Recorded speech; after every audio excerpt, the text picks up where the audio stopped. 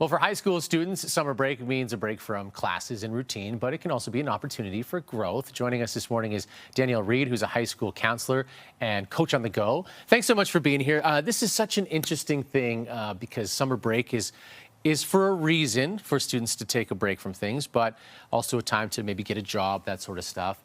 As we navigate this, how do you think high school students can best take advantage of the summer season?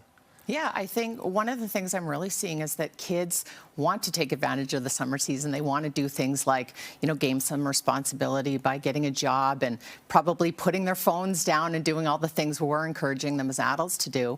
But jobs are really hard to come by for young people these days. And so we're saying be responsible, take accountability, put your phones down, be present. And yet they're looking, and I can't tell you how many kids in the high school tell me I'm handing in resume after resume and not having much luck. So that being said, a lot of kids defer to, well, I guess I'll go to summer school and I'll take some classes in summer school. And although I think that's great in a lot of situations, I think summer's meant to be fun. I think summer's that time for these kids to reconnect, to take a break. Summer, school can be super stressful. And so when they're just racing from a school year straight into summer, I want kids to take a breath and I want them to enjoy the pause of summer. So what advice would you have for maybe parents who are watching right now, or high school students themselves who are maybe a bit frustrated? They want to go out and get that job, but they haven't been able to land that. What can they do to still sort of build up that resume and some experience? Yeah, I think, building the resume is super important and focusing on the job when it comes. But I think the biggest thing is permission. Just permission to enjoy. I feel like there's a little bit of a contagion that we just got to keep going. And I noticed that with the summer school rush, where the kids are, I got to take the next class and I got to race through high school a little bit and I got to do the thing. And instead, I just want to say to kids, summer is meant to be fun. It is meant to spend with your friends and do the things that you're super passionate about. And school will be there on the other end. But right now, when we just go school straight back into more school, I think what we're seeing is, some tired and burnt out kids.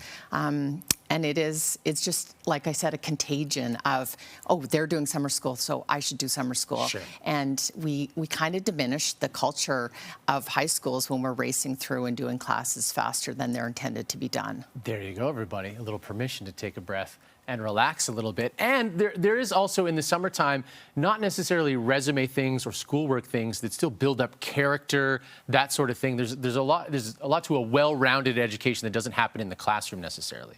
Yeah, I think, we want our kids to experience and to gain resiliency, to try things, I think, in the summer that they might fail at, that they might not, be the best at. I think developing grit, finding some accountability to whatever it is they spend their summer doing. I just think it is the time to pause. I think it's the time to reset.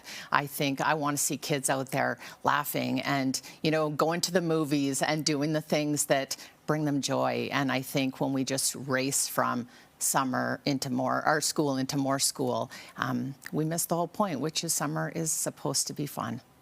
Absolutely it is. I appreciate the insight. Thanks so much for coming in this morning. Thanks for having me. Now, if you'd like to connect with Danielle, you can go to coachonthego.org.